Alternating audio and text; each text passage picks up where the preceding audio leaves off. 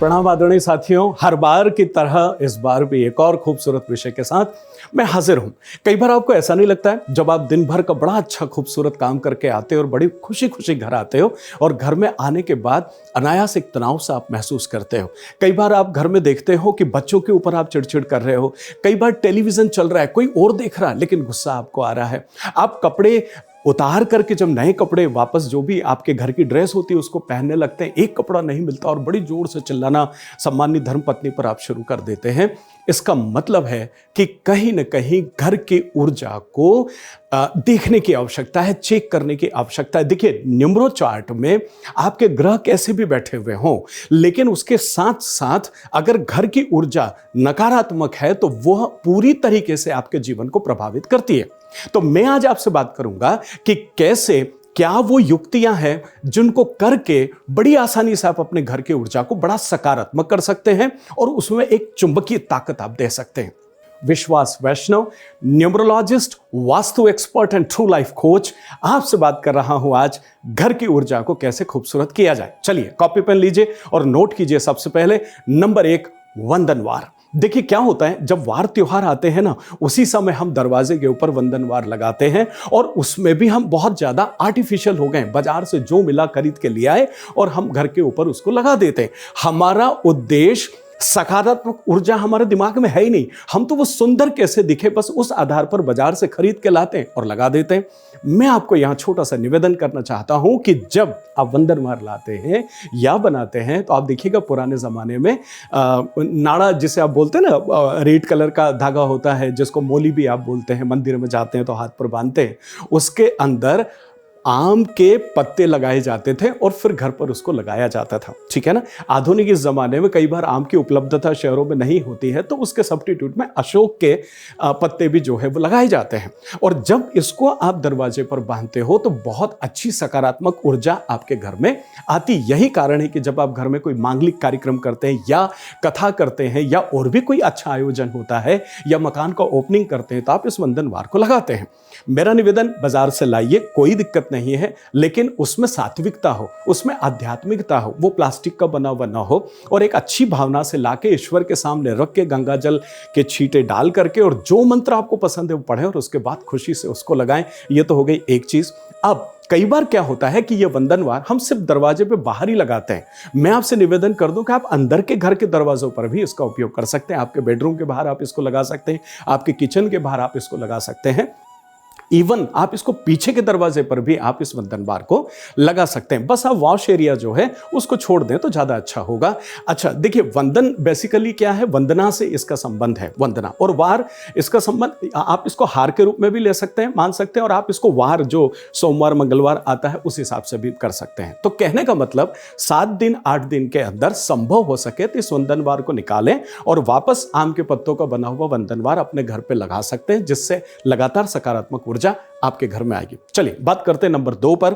दूसरा है कि जैसे ही आप उठते हैं तो सबसे पहले आपको वायु स्नान करना चाहिए। वायु स्नान के बाद में आप उसके बाद में फिर प्रकाश का स्नान कीजिए, फिर जल का स्नान कीजिए और उसके बाद में फिर बाकी चीजों को आगे बढ़ाइए। वायु स्नान से क्या मतलब है मेरा, जैसे ही आप सुबह उठते हैं पूरे घर को खोलिए, आप दरवाजे खिड़कियां नीचे ऊपर जो भी आपके घर में उपलब्धता है वेंटिलेशन की, सब तरफ से उसको खोल दीजिए और बहुत ताजी और शुद्ध हवा घर के अंदर आने दीजिए और उसका खुद आनंद लीजिए, जिसे आप वायु स्नान कहते हैं। अगर आपके यहाँ ऐसी व्यवस्था है कि आप बाहर गैलरी में आकर के और उसका आनंद ले सकते हैं तो शुद्ध सात्विक हवा को सुबह सुबह आप ग्रहण कीजिए। इससे आपके मूड के ऊपर जबरदस्त प्रभाव आता है।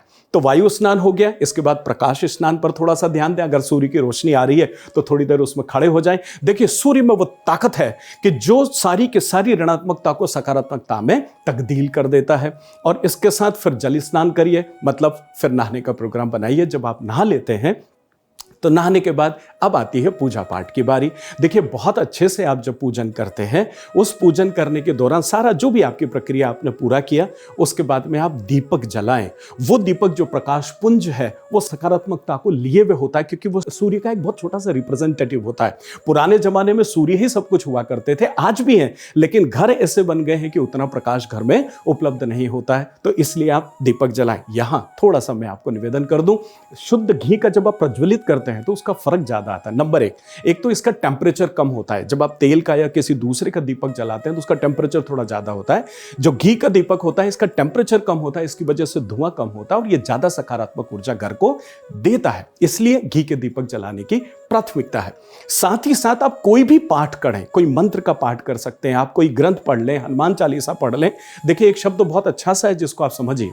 आधुनिकता में हमारे पास यंत्र इतने हो गए, आपने हनुमान चालीसा चालू कर लिया, आपने और कोई भजन चालू कर लिया और आप सोच रहे हैं कि मैं सुन तो रहा हूं। सुनने से काम नहीं होगा। अगर आप इसका सुकून चाहते हैं तो आपको उसको चैंट करना पड़ेगा, रीड करना पड़ेगा। इसीलिए हनुमान चालीसा में भी ये बात गोस्वामी तुलसीदास जी ने लिखी हुई है, जो यह पढ़े हनुमान चालीसा, जो यह सुने हनुमान चालीसा नहीं बोला है, ध्यान दीजिएगा। तो आपको पढ़ना है।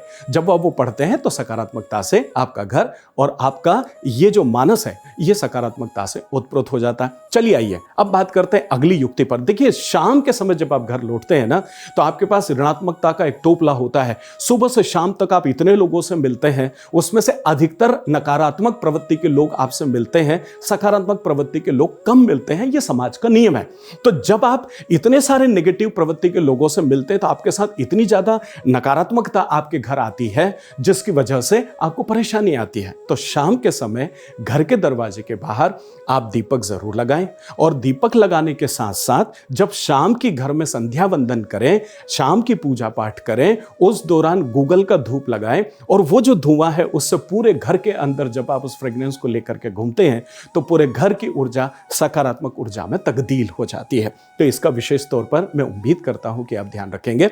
चलिए अंतिम अगर मैं आपसे बात करूं, निवेदन करूं तो कुछ जनरल टिप्स है जिसके बारे में आप थोड़ा सा ध्यान दें। नंबर एक, घर के अंदर झूठे बर्तन बिल्कुल भी ना छोड़ें। घर के अंदर कोई टूटा फूटा बर्तन है जिसको आप धकाए जा रहे हो, जैसे कोई कप है, प्लेट है, टूट टाट गया है तो उसको छोड़ दें, उसकी जगह नया यूज करने का प्रयास करें।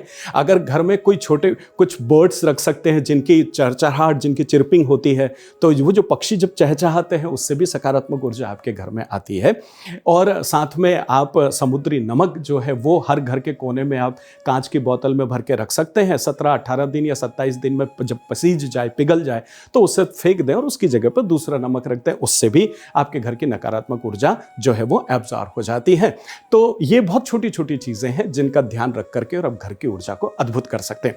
मेरे आदरणीय साथियों, अगर आप न्यूमरोलॉजी या वास्तु सीखना चाहते हैं तो मुझे आवाज दें, आपकी स्क्रीन पर नंबर है। और साथ ही साथ अगर आप किसी भी तरह की कोई सलाह या कोई प्रेडिक्शन चाहते हैं तो न्यूमरोलॉजी, वास्तु और एस्ट्रोलॉजी, इन सब को मिलाकर के जब हम आपके बारे में, आपकी शादी कैसी है, शादी कैसे होगी, आपका अगर कोई मान लीजिए कोई रिश्ता टूट गया है तो उसको कैसे आप वापस रिपेयर कर सकते हैं, व्यापार अच्छा नहीं चल रहा है, सेल्स अच्छी नहीं हो रही है, या सब कुछ कर रहे हो लेकिन जीवन में बदलाव नहीं हो रहा है, वादा करता हूं सिर्फ एक आवाज दें मुझे, ईश्वर ने चाहा तो सब कुछ बहुत अच्छा होगा जीवन में आगे।